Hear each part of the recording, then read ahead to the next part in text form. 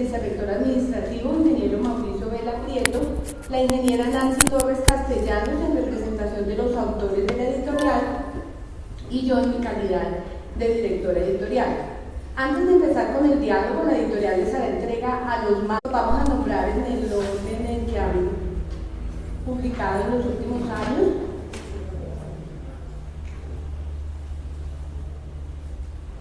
La ingeniera Marfa Carolina Morano Camargo, que es coautora del libro con la ingeniera Nancy Torres, pues hoy está en Colombia.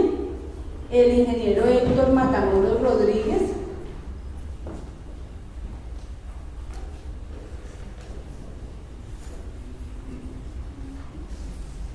El ingeniero Marco Andrés Ortiz Niño.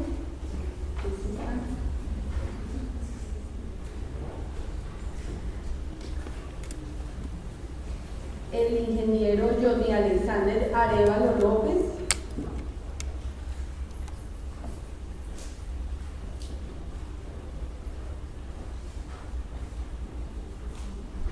La ingeniera Patricia Salazar Perdomo.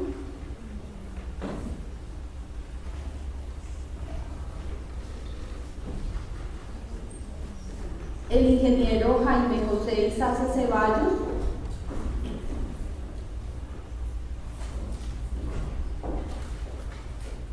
Y el ingeniero Rodrigo Alonso Bermúdez Cortés. Felicitaciones a los nuevos autores de la escuela.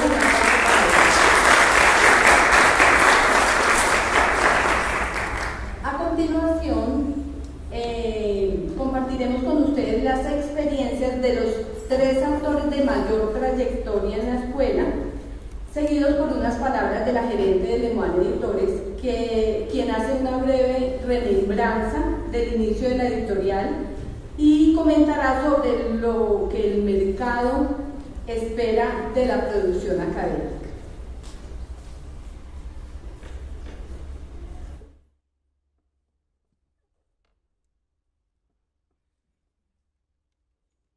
Bueno, el proceso de escribir es difícil de ilustrar, porque hay muchos aspectos que influyen cuando usted escribe. De manera que usted necesita 3 elementos: inspiración,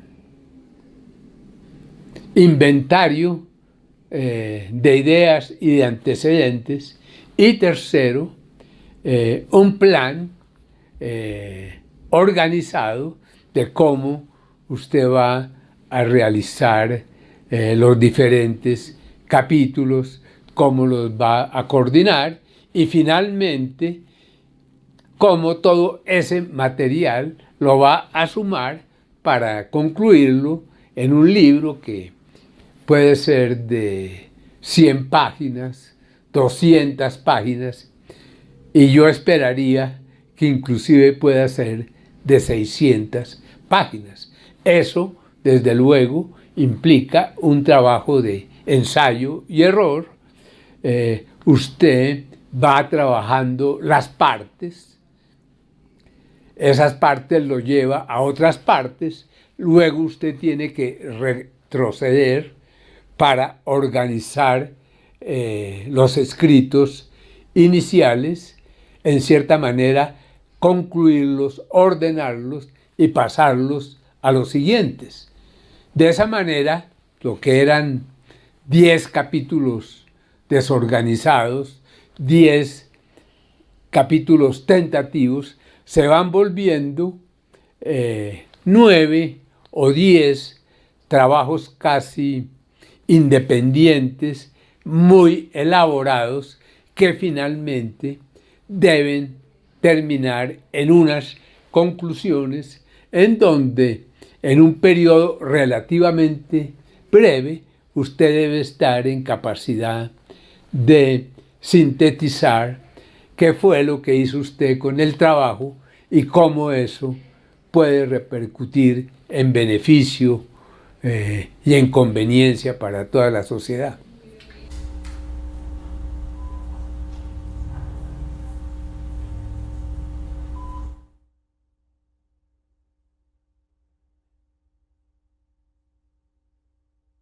cuando sobre la base de los apuntes que uno como profesor va elaborando,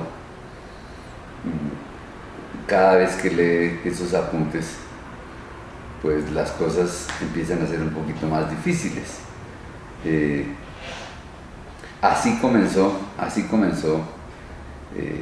la idea particular de poder presentarle a la sociedad mis ideas, pero sobre todo con un doble propósito. Las ideas que yo les quería expresar, presentar, derivadas de una experiencia muy bonita de mis profesores sobre lo que había venido construyendo en el laboratorio de hidráulica de la Escuela Colombiana de Ingeniería. Creo que así comenzó la idea de escribir mi primer libro. Poder en palabras presentar lo que se me había ocurrido era el laboratorio de hidráulica de la Escuela Colombiana de Ingeniería. Y quiero decirles pues que es una tarea no tan sencilla, pero es una tarea bien gratificante. Escribir para transmitir, creo que es o son las experiencias más bonitas que uno tiene. La experiencia de escribir ese primer libro, de escribir 2 hojas y prácticamente una vez escritas esas 2 hojas, pasar una semana, un mes, volver a leerlas y pensar que lo que estaba escrito pues era muy poco, pues lo llenan a uno de una serie de incertidumbres. Pero esas son las experiencias maravillosas de que va pasando el tiempo y va apareciendo una nueva hoja y otra hoja para conformar lo que es un libro. En el caso del libro de hidráulica experimental, pues es un libro de unas 300 hojas, pues fíjense entonces cuánto tiempo tuvo que pasar para que finalmente se convirtiera en un proyecto editorial. Un estudiante se le acerca y le dice a uno, oiga, mire, yo compré este libro y quisiera que me lo pudiera firmar, quisiera que le colocara en la primera hoja una dedicatoria. Entonces hay cosas maravillosas alrededor de la escritura de un libro, más allá del propósito de transmitir unas ideas, pero en el sentimiento, en las sensaciones, desde el punto de vista personal, pues yo creo que son cosas que uno disfruta muchísimo.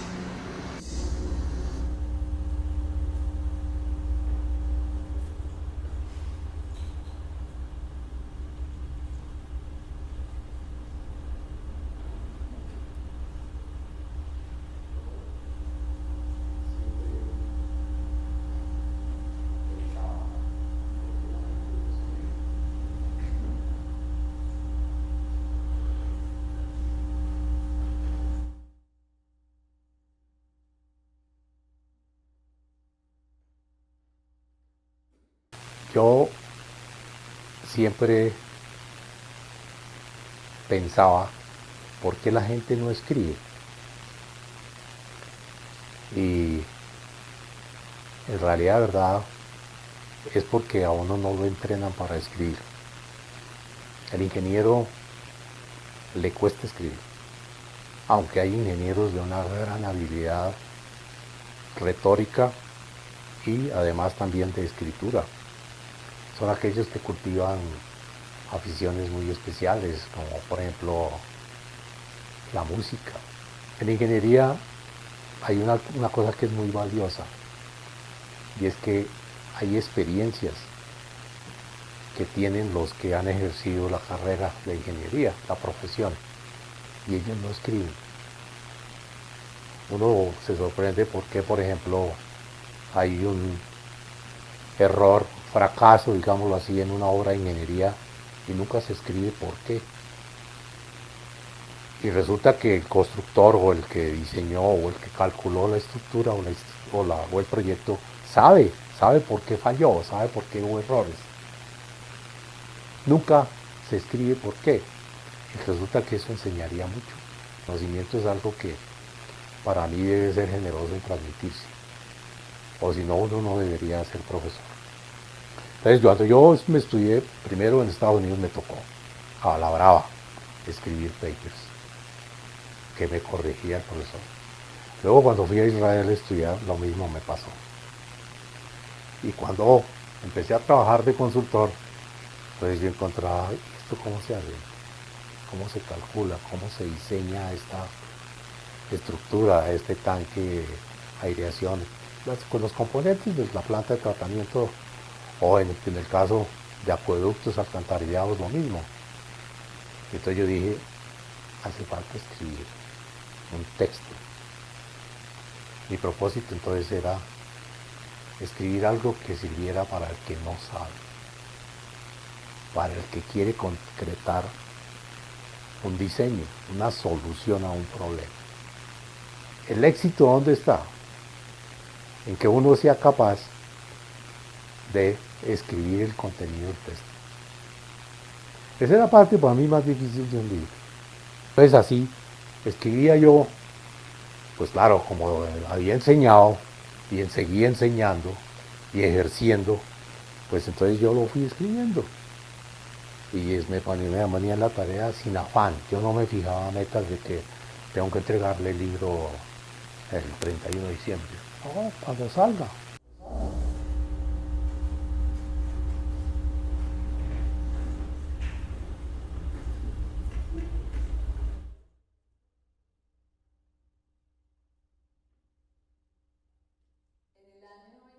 En el año 94, el doctor Eduardo Silva me invitó a una entrevista de trabajo y me dijo que si yo podía ayudar a diseñar y a crear el proyecto editorial de la escuela.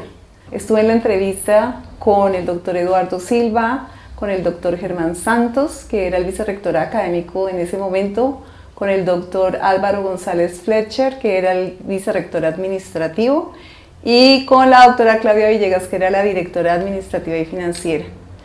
Y quedé vinculada con la escuela y en efecto tuve la gran fortuna de que ese equipo de directivos de la escuela estaban absolutamente comprometidos con el desarrollo del proyecto editorial. El primer libro que hicimos fue el del doctor Jairo Romero. En ese momento él había tomado la decisión de a todos sus libros bautizarlos con el ACUI, arrancando el título. Entonces, acuipurificación de aguas residuales, acuitratamiento, todos sus libros comenzaban por ACUI.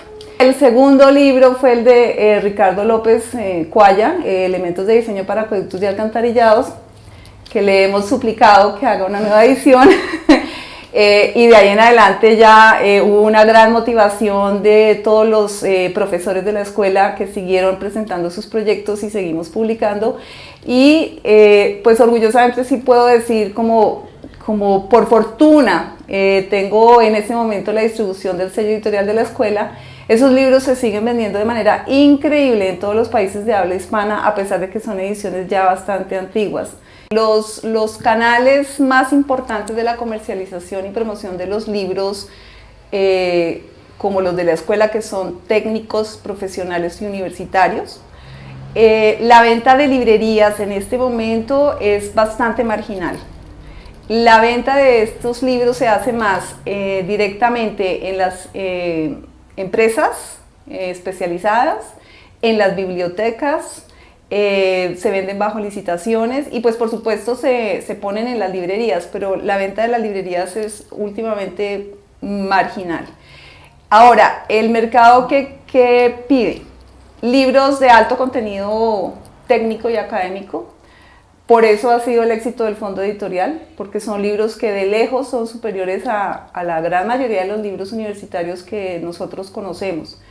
Libros bien hechos en calidad editorial, y que realmente resuelvan los problemas y las dificultades a las que se enfrentan los profesionales en ejercicio y los estudiantes cuando están, digamos, haciendo sus cursos de pregrado o en posgrado, que sean herramientas que les resuelven los problemas, las dudas, las inquietudes, que los orientan.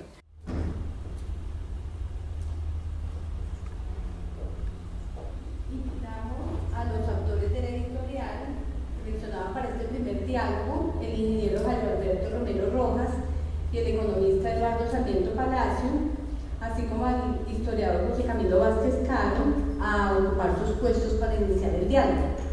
Mientras los autores y el moderador se instalan, haré una presentación muy breve de ellos. El ingeniero Jairo Alberto Romero Rojas es ingeniero civil de la Universidad Nacional de Colombia, máster en Ingeniería Ambiental en el Instituto Politécnico Rensselaer de Nueva York y diplomado en aguas subterráneas de la Universidad Hebrea de Jerusalén. Es profesor titular de la escuela. El economista Eduardo Sarmiento Palacio es ingeniero civil de la Universidad Nacional de Colombia y PhD en Economía de la Universidad de Minnesota.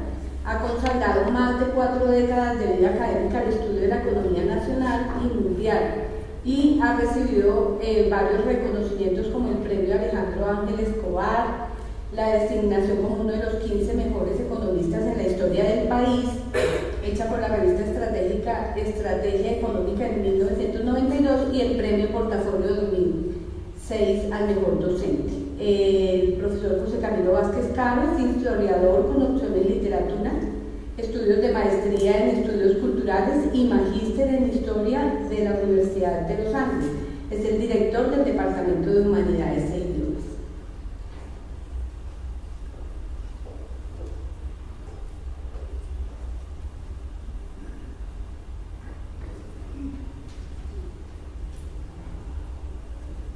Buenos días. Tengo el gusto de estar acá ante ustedes como moderador de este primer diálogo de autores de la editorial de la Escuela Colombiana de Ingeniería, Julio Garavito. Para empezar, quisiera agradecer a los organizadores de este evento, en particular a Cristina Salazar, directora de la editorial, a Claudia Ríos, vicerrectora académica, y al señor rector Víctor Alfonso Rodríguez por esta invitación y por invitarme a ser parte de esta celebración y por toda la confianza que depositan en mí para moderar. Antes de abrir formalmente este espacio de diálogo, quisiera detenerme un segundo e invitar a todos los presentes a pensar qué significa el título de este evento: Primer Diálogo de Autores. A mí, la verdad, me encanta el título, pues contiene varias ideas maravillosas. Primero, dice primer, es decir, se esperan más en el futuro y ojalá así sea. Segundo, dice diálogo. Diálogo, una palabra que usamos a diario, pero que a veces no valoramos del todo. El diálogo es el encuentro a través de la palabra, es por y a través de la palabra, esa casa del ser que diría Martin Heidegger, que nos encontramos acá hoy. Dialogar es una de las experiencias humanas más bellas y profundas. En el diálogo nos reconocemos como iguales y partimos desde el respeto hacia un lugar desconocido. El diálogo es uno de los primeros espacios de innovación de la humanidad. Es el punto de encuentro del verbo y de toda acción. Y pese a que nos reconocemos como iguales, también partimos de un supuesto: somos diferentes. Y es esto justo lo que enriquece esta experiencia. Ese encuentro entre lo desconocido y lo que nos conduce hacia la novedad. En el diálogo, en ese encuentro de visiones de mundo y de experiencias, es que construimos nuevas concepciones y forjamos nuevas ideas. Un buen diálogo genera un aprendizaje. Un buen diálogo forma, ¿por qué no?, una forma de cambiar el mundo.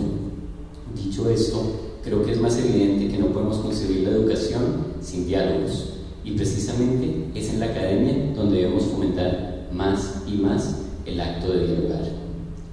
Tercero, dice autores. Autores, personas que han publicado sus ideas y sus experiencias precisamente en este espacio de formación académica para apoyar los procesos de aprendizaje de nuestros estudiantes, de nuestros profesores y de nuestra comunidad académica en general. Todo autor, de una forma u otra, también es profesor, tal vez no en el sentido convencional de quien está todo el día en el aula de clase, sino en el sentido que la palabra escrita le brinda la oportunidad al lector de conocer un mundo que desconoce al leer. El profesor y el autor pueden con su palabra inspirar, cuestionar mejorar y fomentar los cambios. Dicho esto, creo que en este primer diálogo de autores hablaremos de libros, hablaremos de escribir, hablaremos de publicar y hablaremos de nuestro rol como educadores.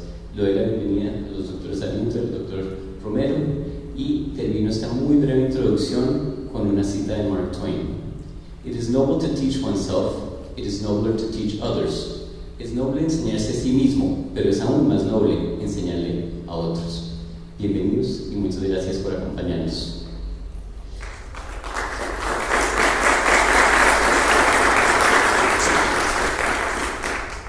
Tengo una lista de preguntas que van a dar espacio para dialogar. Son solo un esqueleto, pero les quiero comentar a nuestros invitados que tenemos respuestas de 3 minutos. Creo que detrás mío va a salir un cronómetro y pues sonará cuando se nos está agotando el tiempo para cada respuesta.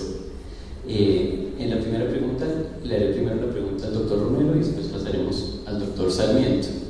Ya empezamos a hablar sobre este tema, pero quisiera que profundizáramos en él. ¿Por qué escribe y qué lo inspira a escribir?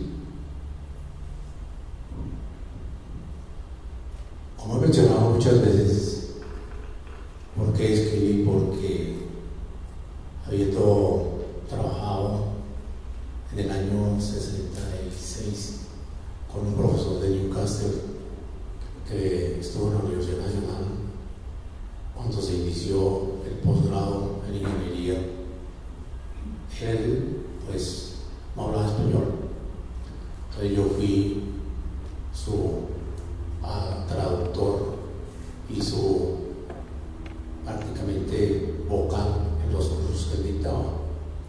Y cuando empezó la especialización en la maestría en ingeniería sanitaria en la Nacional, pues no había textos. Y en el área que yo trabajé con él escribió 3 textos en inglés para los cursos que se iban a dictar. Yo tuve que hacer la traducción de esos textos. Y ahí aprendí que en realidad para cuando uno no sabe algo, lo ideal es tener un texto que le enseñe los fundamentos y lo que es necesario conocer para después ejercer una actividad profesional en esa área del conocimiento. Él escribía con mucho criterio práctico, a pesar de que era un doctor en microbiología. Y entonces prácticamente como que le seguí los pasos, me di cuenta cómo escribía, cómo consultaba y que era un propósito básico de escribir, la utilidad que le brindaba al estudiante de darle un texto en un área que para los ingenieros pues indudablemente siempre es nueva en el posgrado. Eso inició mi motivación a escribir. Después obviamente pues tuve que ocupar cargos directivos y me encontré con tristeza que los profesores de ingeniería no escribían. Entonces quise motivar esa necesidad y empecé por promover como editor. Empecé a editar, a llamar profesores a que escribieran y empezamos a hacer unas publicaciones alrededor del año 74 cuando fui decano en la facultad. Motivarme y motivarlos a escribir. Y de ahí empezó pues el afán después con la consultoría, la necesidad de encontrar a veces textos prácticos, textos como mencionaban hace un rato Jimena Alemán, que le brindaran al ingeniero la posibilidad de conocer cómo se solucionaba un problema de consultoría en ingeniería en el área mía, pues de ingeniería ambiental, lo que antes era la ingeniería sanitaria. Y de ahí nació mi afán a veces de escribir. Muchas gracias. Doctor Sarmiento, repito la pregunta, ¿por qué escribe? ¿Qué lo inspira a escribir?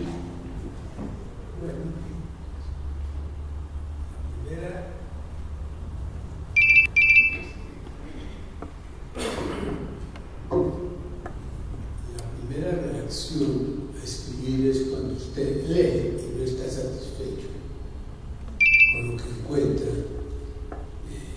en la literatura, en un un comienzo yo era un gran lector de toda clase de literatura. Y finalmente encontré que probablemente podría contribuir saliéndome de esas lecturas. Y eso lo aprendí especialmente cuando entré a mirar como ingeniero el estado de la ciencia económica. La ciencia económica, a mi juicio, se había inspirado en una serie de actitudes y en una serie de concepciones idealistas que no coincidían con la realidad, y que ese vacío entre la academia, el pensamiento y la realidad no estaba siendo atendido adecuadamente en la ciencia económica.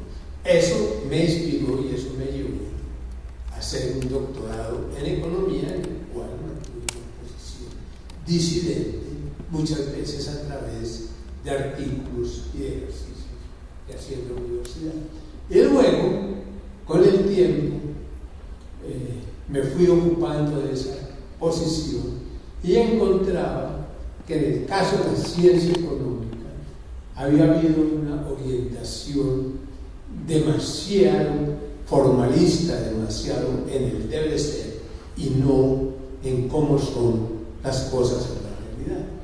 De manera que eso me ha llevado a inspirarme, me ha llevado a una gran motivación para tomar lo existente y mejorarlo. Y eso cómo cuadra con la formación académica. Yo creo que la formación académica requiere 3 puntos esenciales. Primero, la transmisión del conocimiento. Segundo, la conversión de ese conocimiento en soluciones concretas. Y tercero, la divulgación o la extensión de ese trabajo en la comunidad. Pues bien, esto lo aprendí a hacer con un ánimo crítico. Tomo lo existente y veo a ver hasta dónde se puede corregir en el ejercicio de la práctica y luego en la extensión a la opinión pública. Y esto es muy importante porque el profesional cumple las 2 tareas y eso lo hace la docencia. Extender el conocimiento, ampliar, transmitir el conocimiento y acumular información a los estudiantes. Y luego pasar a las soluciones de la vida práctica, eso se hace. Pero el tercero, que es comunicarse con la opinión, no se hace.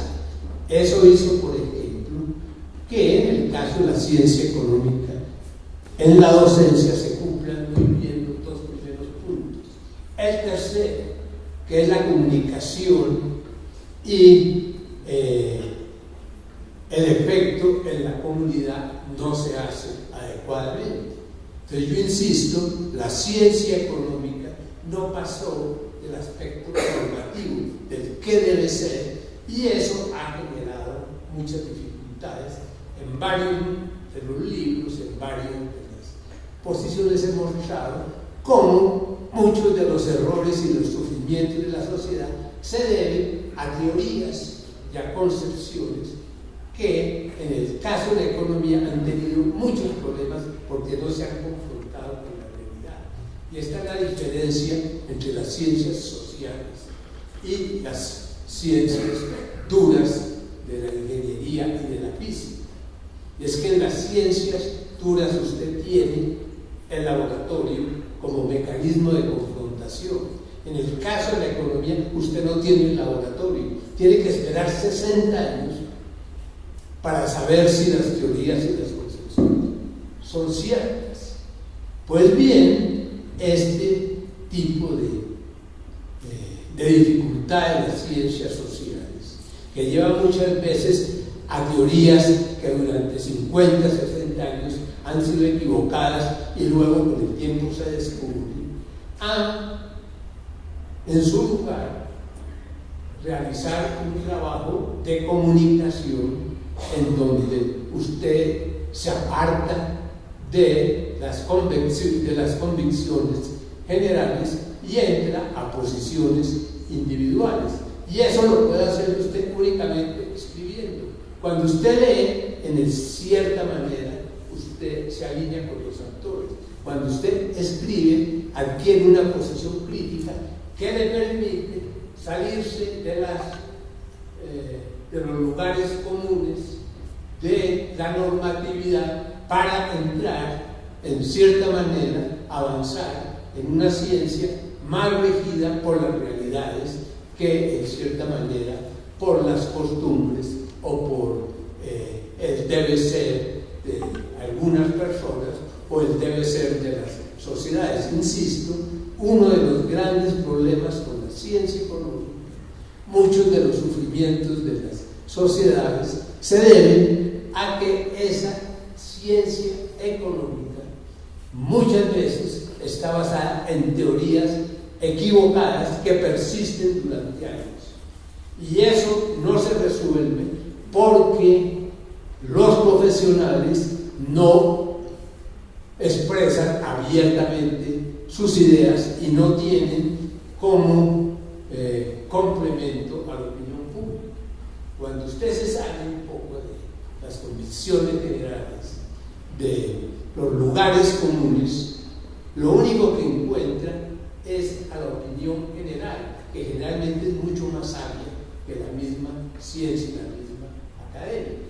Eso se consigue un poco con la escritura y eso lo obliga a usted a expresarse públicamente. Muchas gracias, doctor Sarmiento. Creo que estamos viendo cómo partimos desde diferentes puntos para escribir y quisiera romper un poquito con ese esquema alemán del escritor solitario, y tenemos autores de diferentes disciplinas que no solo abordan los temas literarios. Doctor Romero, yo quisiera que habláramos un poco de su proceso de escritura. ¿Cómo es? ¿Es un proceso solitario? ¿Es un proceso colectivo? ¿Es social? ¿Lo dialoga con sus colegas, sus estudiantes? Y en ese proceso hay momentos críticos. Desde el campo de las humanidades a veces uno se bloquea como escritor. No sé si desde el campo académico de la ingeniería también ocurren estos fenómenos. Bueno, depende que llame uno solitario, ¿no es cierto? Pues solitario es el trabajo que uno escribe, y lo que uno escribe lo escribe uno solo. Indudablemente que ahí, pues obviamente, no es que escriba uno varias manos, pero uno no puede escribir si no tiene referencias. En el área mía, pues obviamente las referencias son fundamentales y lamentablemente muchas veces la demora en escribir dónde está, que no encuentro en una referencia, pues no encuentran la que uno quiere, o sea, la del propósito que uno se ha establecido. Yo, mis textos tienen una conformación que es indudablemente la de un ingeniero. Y la razón cuál es, la razón es que cuando yo me gradué y empecé a trabajar, me tocó hacer cosas que no sabía cómo se hacían. Y buscaba consultar alguna referencia que tuviera algo parecido a lo que yo quería hacer. Y en realidad era muy difícil encontrar. Y a medida de eso, como además hacía docencia, entonces empecé a escribir cómo resolver problemas del área de ingeniería que yo practico. Y esa fue la motivación y esa fue la razón por la cual entonces buscaba referencias. Muchas veces no las encontré en ningún texto, ni en ningún artículo, ni en ninguna revista. Las encontré en donde, en las memorias de diseño que existen entre los consultores, que desafortunadamente los consultores nunca publican, que ni siquiera firman, que ni siquiera le ponen fecha, pero que uno, analizándolas y estudiándolas cuando uno trabaja con ingenieros de mayor experiencia que uno, que siempre es necesario tenerlos en el área de la consultoría, por lo menos en la que yo hice. Entonces a ellos les aprendí y a ellos realmente me brindaron muchas de las referencias y de las enseñanzas que yo he pretendido transmitir en los textos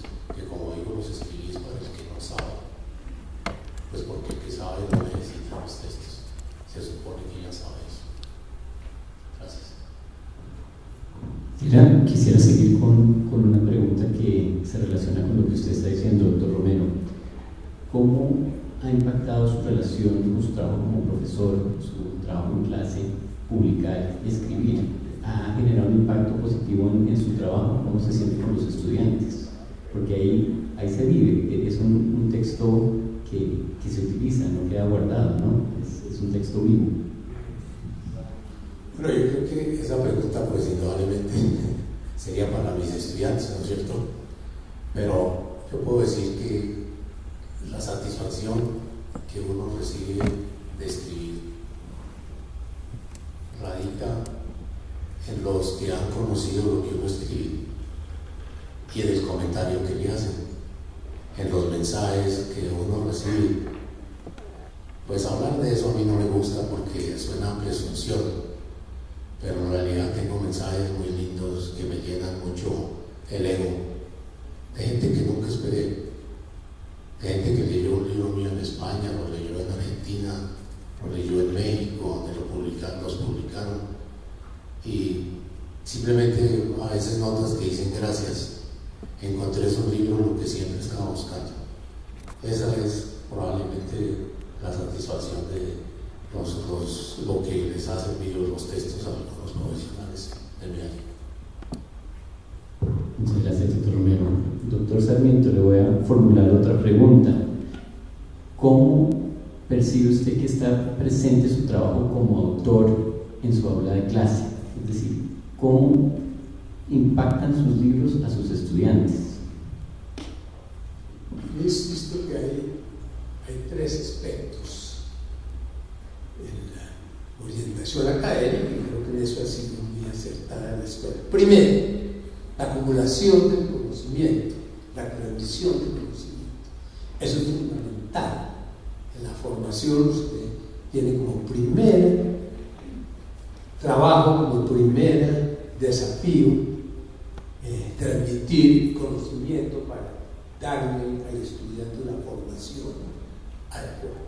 Segundo, la utilización de ese conocimiento para la solución del problema.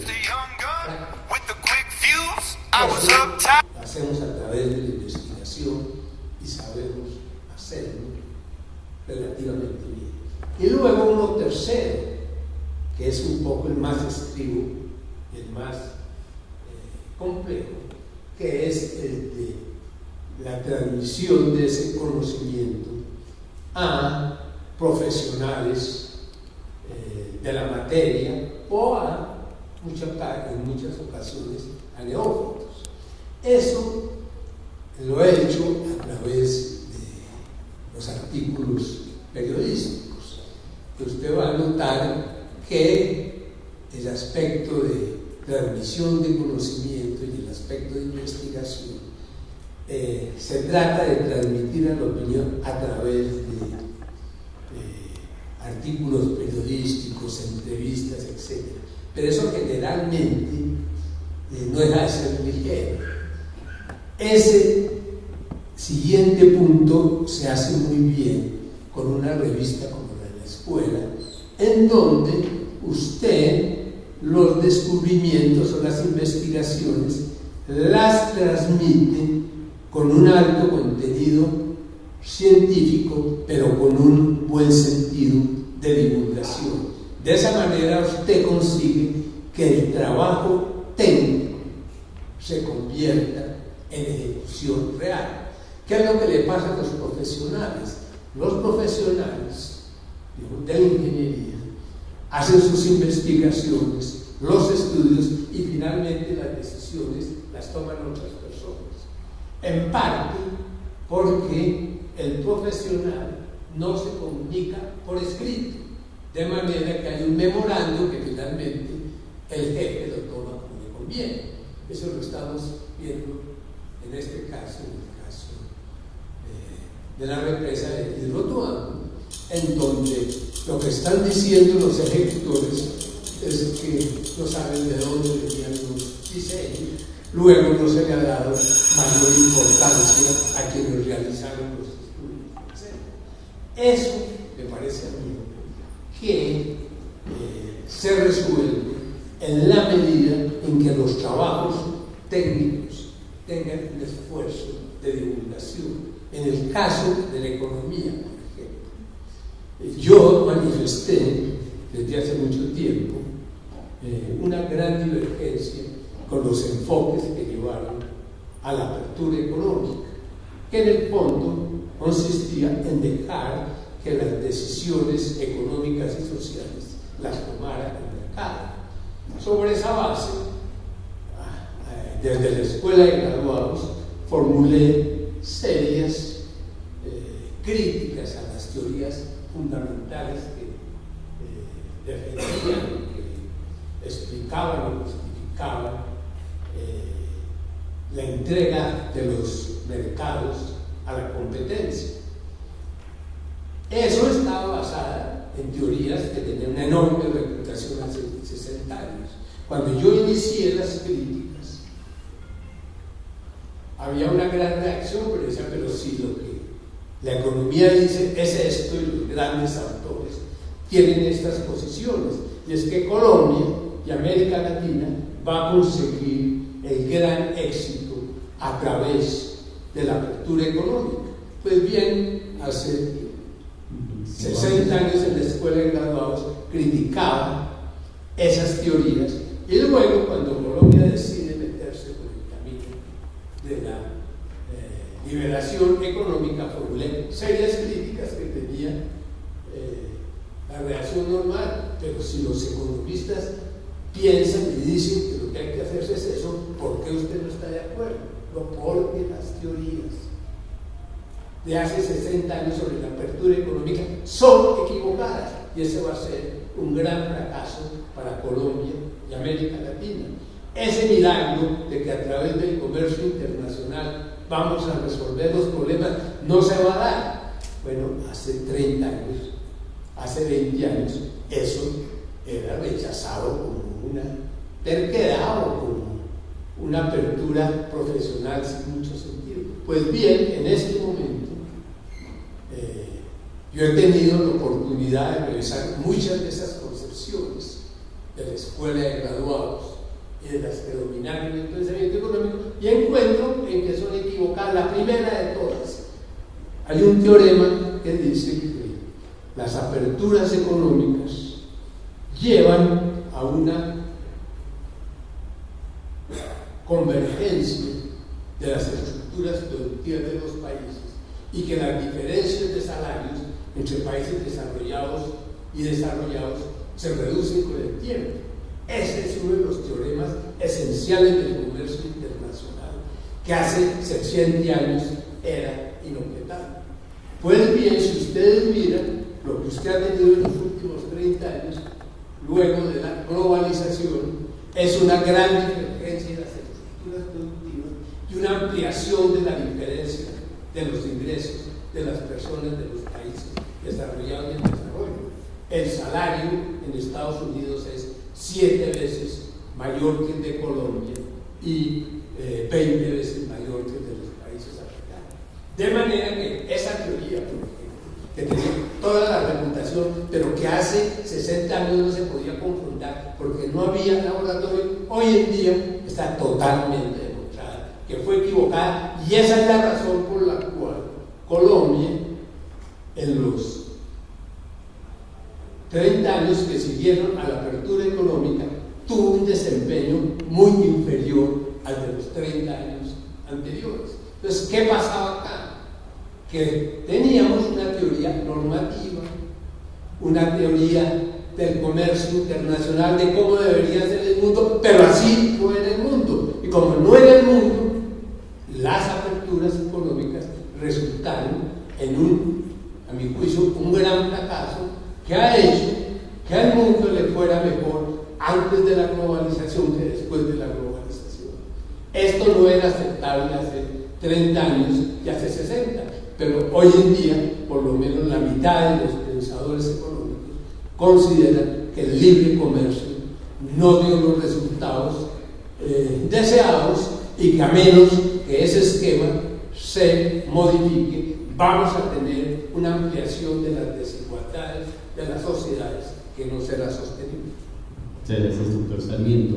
Y considero que toca un punto muy importante, es que escribimos a partir de problemas y soluciones. No sé si el doctor Romero nos podría comentar un poco sobre escribir con el fin de solucionar problemas reales desde la academia, desde la experiencia.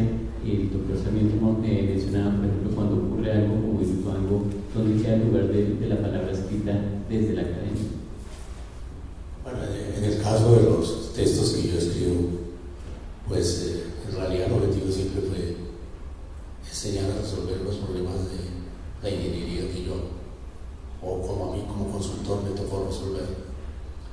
En la ingeniería, el tratamiento de aguas, pues hay que distinguir pues la parte filosófica que lleva involucrada una responsabilidad hoy en día de mucho conflicto, que es la responsabilidad ambiental, con criterios que muchas veces uno no comparte desde el punto de vista técnico, pero que políticamente se explotan, como hoy en día se explota el tema ambiental políticamente a todo dar. O sea, hay gente que se hace elegir con una campaña en base a un argumento ecológico o ambiental. Ejemplos, pues los hay no solamente aquí en el país, sino en Estados Unidos, y que obviamente desde el punto de vista técnico, pues muchos de esos conceptos no son, como ellos mismos dicen, sustentables.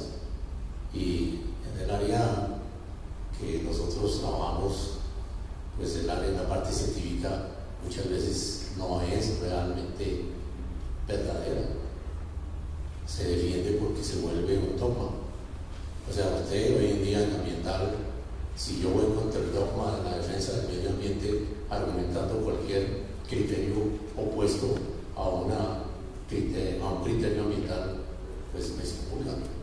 Y sin embargo, de pronto ese criterio no tiene realmente base científica verdadera. Esa parte, pues obvio, es conflictiva y es una parte que va involucrada en lo que uno hace. Pero como ingeniero es diferente, porque yo como ingeniero resuelvo problemas. El científico, yo a veces lo digo, los creo. Yo los resuelvo, a mí me toca resolverlos. Entonces yo escribo es así, enseñar a resolverlos. Porque en ingeniería, la verdad, la solución es muy sencilla. Usted cuantifica cosas. Necesito un equipo de esta potencia, necesito un equipo que sea capaz de dar esta oxigenación, necesito un tanque que tenga las dimensiones apropiadas para que ejecute un proceso de tratamiento. La ciencia, ¿dónde está? En saber qué necesita. Y eso es lo que inicialmente, por eso los textos míos tienen un desarrollo. Primero hay que aprender a caracterizar el problema. Eso lo caracteriza uno, en el caso mío, el tratamiento de aguas, yo caracterizo el agua. Después hay que enseñar cómo se modifican las características indeseables. Y ahí está la ciencia. Ese es el científico, el que tiene N alternativas para modificar esas condiciones. Y luego viene a concretar el diseño. Esa es la carpintería. Eso es lo que hay que saber hacer. Saber que este tanque tiene que tener 8x8x3, que este equipo tiene que tener una potencia de tantos caballos, de tantos kilovatios. Pero esa es ya la carpintería del diseño. Pero obviamente, como ingeniero, eso es lo que uno hace. El consultor vive de eso y concreta soluciones.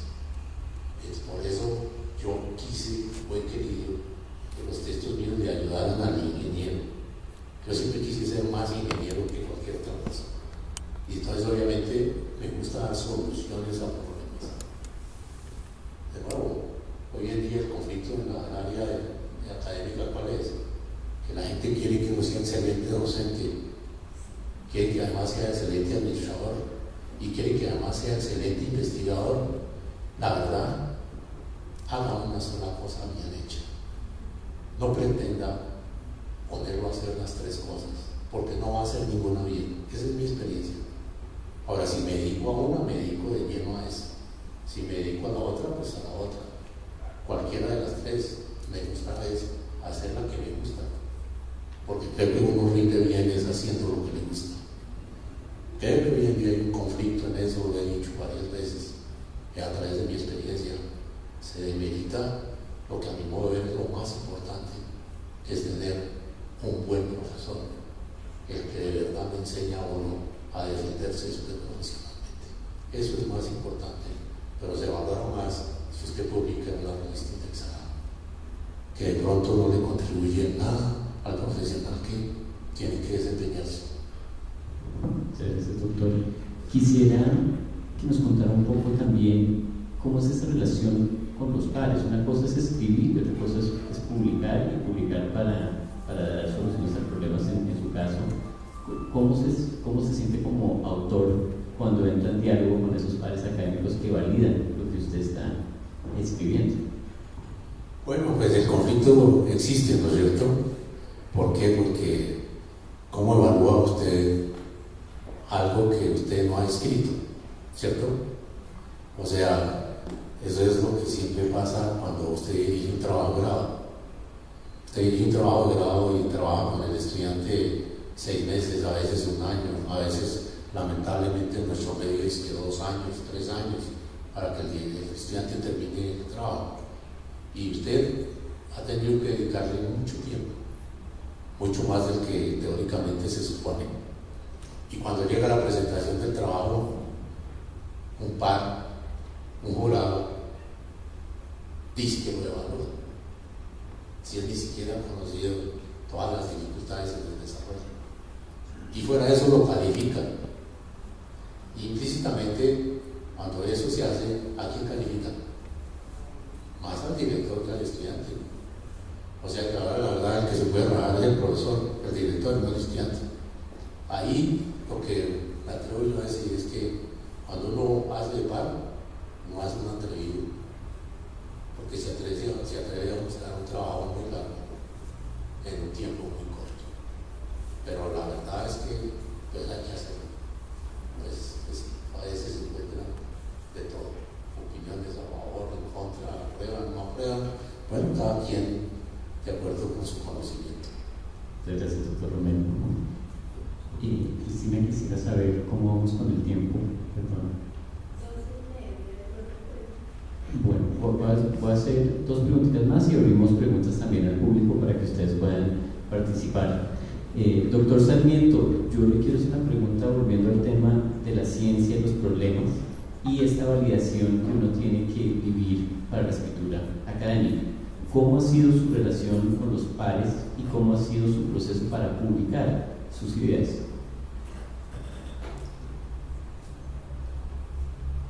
Bueno, una de las discusiones que hemos tenido en la revista desde el comienzo es cómo valida usted los trabajos. Y yo creo que en un mundo democrático eso lo deben hacer los lectores. Y se ha generado una tendencia, de cierta manera, en las universidades del exterior, de tratar de unificar los pensamientos de acuerdo con los rituales dominantes. En ese sentido, se les pide muchas veces a las revistas que compitan con las publicaciones indexadas más importantes del mundo. Pero lo grave es que esa calificación, esa confrontación se hace a través de elementos generales y no del contenido. ¿Eso a qué lleva? A que usted tiene que estar de acuerdo con las conclusiones. Uno de los problemas que yo tuve, he publicado muchas revistas indexadas, pero muchos de los problemas que tenía con las revistas indexadas es que siempre me exigían estar de acuerdo con el pensamiento dominante. Sometía un artículo a la publicación de un journal importante, inmediatamente decían, perfecto está el artículo, pero tiene que sacar esta parte. Eso es lo importante. Entonces, para publicar en los artículos, en las revistas indexadas, era fundamental estar con la línea de pensamiento dominante. Yo hice un trabajo sobre la deuda externa latinoamericana. Esto hace 30 años, cuando estaba en la ciudad. Sometí el artículo a la publicación de una revista indexada de Chile. y luego también a una revista indexada en los Estados Unidos. Y coincidieron en una cosa, que el artículo estaba bien, pero que tenía que excluir la parte en donde decía que el sistema de endeudamiento externo mundial iba a colapsar, como evidentemente ocurrió en 1980. Entonces, la exigencia para publicar era que sacara lo más importante y estuviera de acuerdo con la línea predominante. Eso es muy grave en la ciencia económica, en donde a la teoría fundamental no le ha ido muy bien. En estos casos, siempre la exigencia era saque aquello en lo cual usted tiene divergencia con la mayoría y en donde está de acuerdo, esto es perfecto, déjeme si lo publicamos. La otra cosa es que la publicación en las revistas indexadas toma más de un año y generalmente llegan tarde. De manera que yo creo que ese camino es complejo. Lleva, en el caso de las ciencias duras, probablemente a una unificación sana. Cuando ya hay ciencias acordadas, demostradas, pues sí, lo menos que se puede hacer es una conciliación con ese pensamiento. Pero cuando usted tiene una ciencia que está generando problemas, usted en este momento, eso lo planteo en el último libro, la teoría de la distribución del ingreso que se hizo hace 100 años y se ha elaborado durante otros 100 años, ha resultado totalmente insuficiente. En cierta manera se dice que el mercado no tiene ninguna responsabilidad en la distribución del ingreso. Y lo que se ha visto, y ya hay publicaciones de todo tipo, investigaciones que lo muestran, es que la distribución del ingreso obedece a dos factores fundamentales. Uno, que el capital se paga excesivamente por encima del crecimiento de las economías. Y segundo, que el salario se paga por debajo de la productividad del trabajo. Esos son los dos elementos centrales. Y ese daño lo hace el mercado. Pero eso en este momento no está reconocido y es rechazado.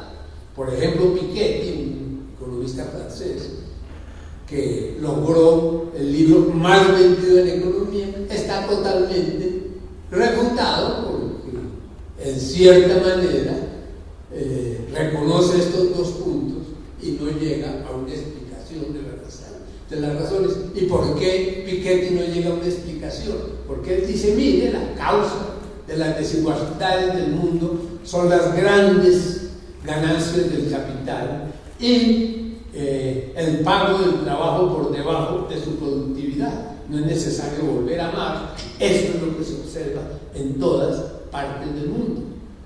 Pero Piketty fracasa en la explicación porque dice, ese comportamiento que vemos en todas partes no tiene que ver nada con el mercado ni con las economías, sino es algo que no podemos entender. Mentiras.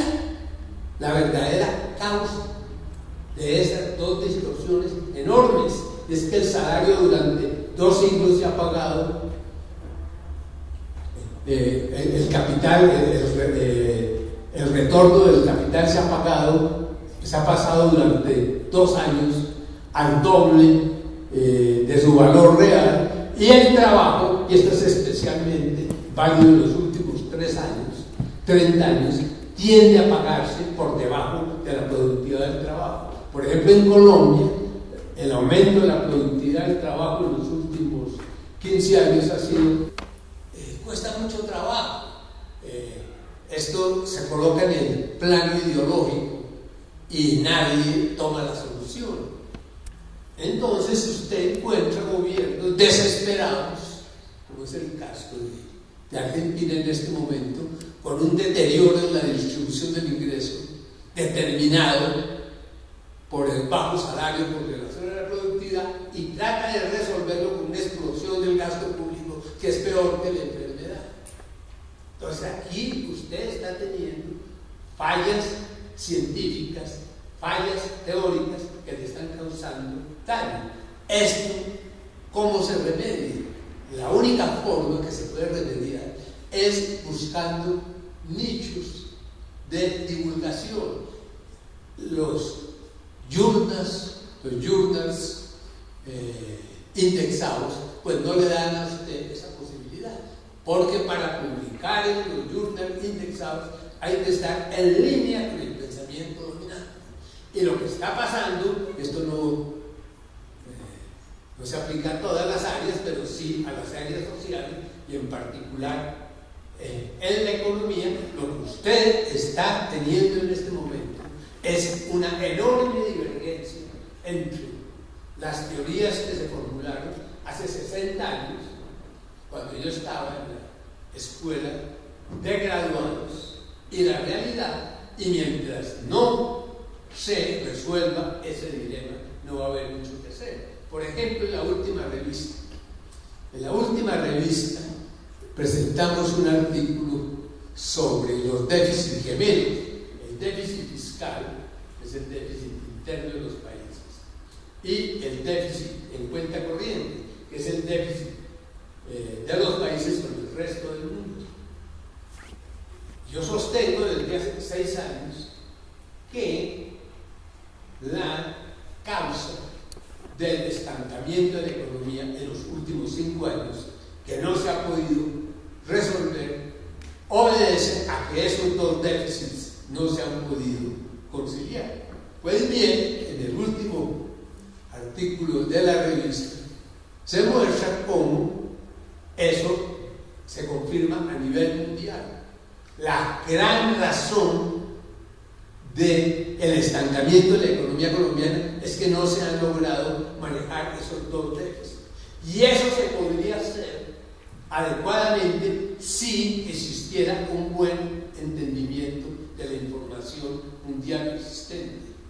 La economía colombiana no se reactiva porque el déficit en cuenta corriente es excesivamente grande y no hay forma de conciliarlo con el déficit fiscal dentro de las concepciones existentes.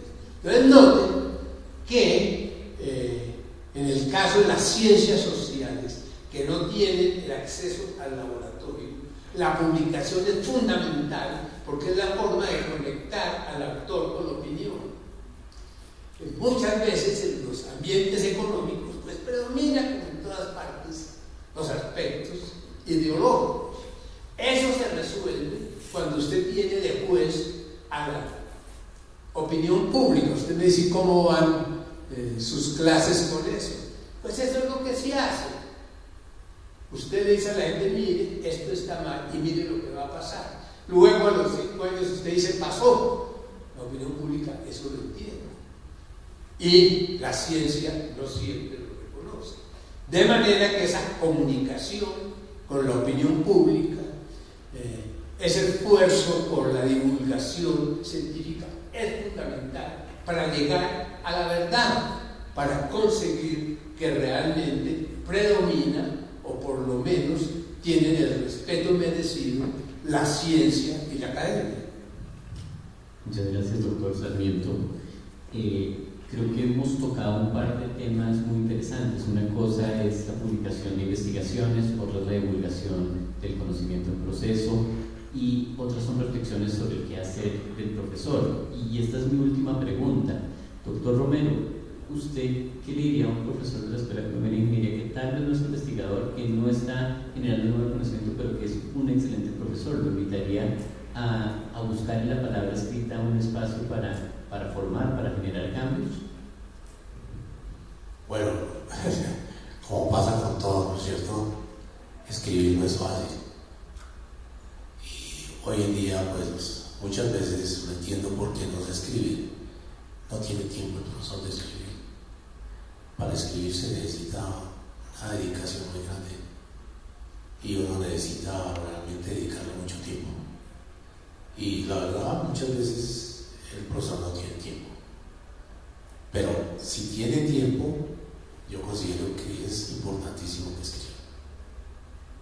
Yo tengo el ejemplo de un profesor mío que ya murió, que para mí fue el mejor profesor que yo tuve en la Facultad de Ingeniería. y inclusive tuve el gusto de traerlo de profesor a la escuela, y fue profesor de la escuela mucho tiempo. Sin embargo, nunca quiso escribir, y fui muy amigo de él, fui amigo personal, y siempre le insistí: escriba un texto de lo que usted enseña, porque usted enseña muy bien. ¿Por qué no lo escribe? No quiso. Es cuestión también de, como todo en la vida, querer hacerlo. Pero sí, los grandes profesores deberían escribir y dejar los textos, porque lo que hacen en clase, pues cuando uno se muere se lo lleva, ¿no es cierto? Entonces lo único que queda es lo que hay escrito. Muchas gracias.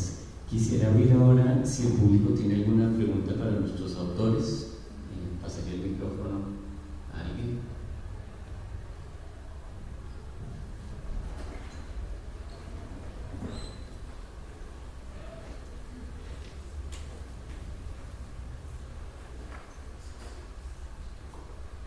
Buenas tardes.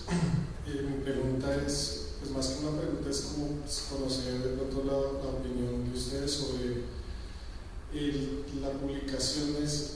Uno quiere publicar y quiere hacerlos hacia cierto grupo de personas que van a compartir el conocimiento, y en el caso de la ingeniería, en mi caso particular electrónica, pues nació, y todos sabemos, con el idioma inglés. Entonces mi pregunta va enfocada, o mi comentario enfocado a saber ustedes qué opinan sobre el manejo del idioma inglés en las publicaciones. No sé quién quisiera responder, doctor Romero, doctor Sarmiento. El rol del inglés en las publicaciones hoy en día. Eso es fundamental. Creo que así como comunicarse en español para abrirse campo, es necesario, conveniente hacerlo también en el inglés, de manera que eso abre las oportunidades de publicación. Pero en eso hay que tener cuidado. Lo más importante para mí en las publicaciones es el contenido. Y muchas veces, cuando se le da demasiado énfasis a las revistas indexadas, al inglés, a la aceptación en los medios de alta influencia mundial, usted cae en un mundo de imitación. Entonces, muchas veces lo que se le exige a los profesores y a los escritores, llamémoslos latinoamericanos o de tercer mundo, de los países emergentes, es que se parezcan a los de los países desarrollados, a los de la OCDE, los de la OCDE. Entonces, el requisito no es el contenido, no son las soluciones, no son los diagnósticos, no son las ideas, no es la innovación, sino el parecido con los profesionales y los pensadores eminentes del mundo. Y aquí hay problemas muy complejos. En el caso de la ciencia económica, la ciencia económica no es una ciencia universal, no es como la física y la química, es una ciencia que necesita del diagnóstico, se parece más a la medicina, de manera que las soluciones que se toman en los países en desarrollados, como la globalización, son muy diferentes en los países en desarrollo. Por ejemplo, una de las cosas que se ha encontrado en el caso del comercio internacional es que las soluciones de la apertura son muy buenas para los países desarrollados y malas para los países en desarrollo. Entonces, ustedes notan que este parecido de los profesionales de los países menos desarrollados con los de los países desarrollados puede llevar a copiar una serie de concepciones que no son iguales en todos los lugares. En ese caso, yo les podría dar a ustedes múltiples ejemplos en Colombia de medidas que han resultado equivocadas porque se copiaron sin ningún beneficio ni ventaja de los países desarrollados. El mejor ejemplo es el sistema pensional. Se dice que el sistema pensional de Colombia es uno de los más inequitativos del mundo. El 40% más pobre recibe únicamente el 4%, y el 20% más rico se lleva el 80% de las pensiones. Entonces la gente dice, ese sistema es tremendamente inequitativo, ese sistema fue un error monumental. Yo digo, ¿y por qué no se ha corregido si llevamos 25 años? Porque la ortodoxia mundial dice que está bien, pero cuando usted mira estas cifras dice, pero esto es una monstruosidad. Una de las razones por las cuales Colombia está entre los 5 países más inequitativos del mundo es por el sistema de seguridad social, que fue un error monumental copiado de Chile y de Estados Unidos.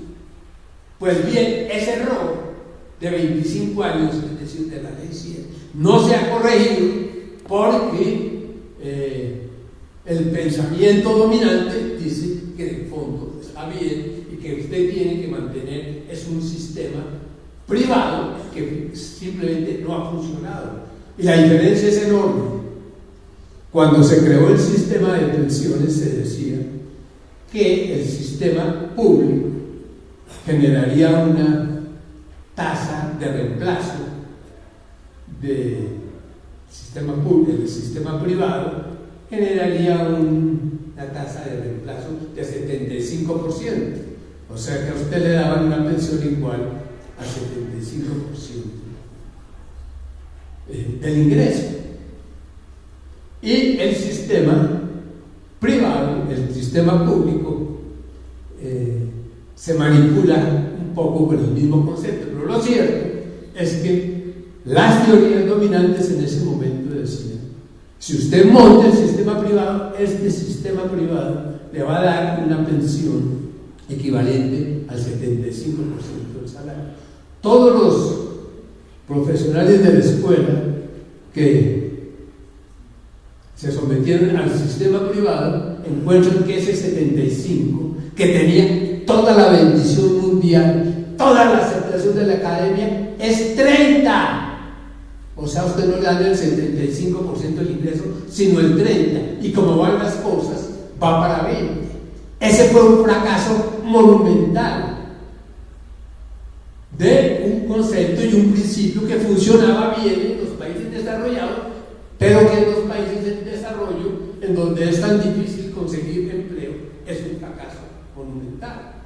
Entonces, noten cómo la necesidad de tener un pensamiento propio, y en ese sentido, y en eso debo yo felicitar al doctor Romero y debo felicitar a los editores de la revista, de haber logrado una revista, de cierta manera, independiente, en donde lo que predomina es el contenido de los artículos, independientemente de los pares, sino un seguimiento y una escogencia de los artículos, no por el parecido a las mejores revistas del mundo o a lo parecido a lo que parece bien, sino al contenido de los trabajos.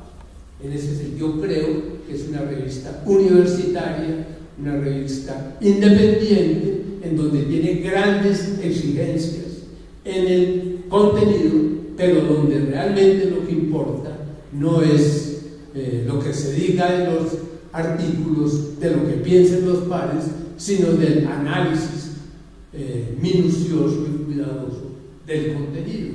Y esto yo creo que es fundamental para las ciencias sociales. Si usted monta las ciencias sociales basada en el debe ser, no hay ninguna posibilidad de progreso. Más cuando usted está ante disciplinas que están dando resultados académicos diferentes a la realidad. En ese sentido, usted lo que necesita es una divergencia y un esfuerzo grande para trabajar sobre los contenidos y el fundamento de las ideas. Pues les agradezco a nuestros autores que nos acompañaron. Siento que en realidad se dio un diálogo donde todos nos llevamos ideas nuevas, dudas para pensar, y esa gran invitación a ser parte de este proyecto. Espero que sean muchos más los encuentros de autores. Muchas gracias.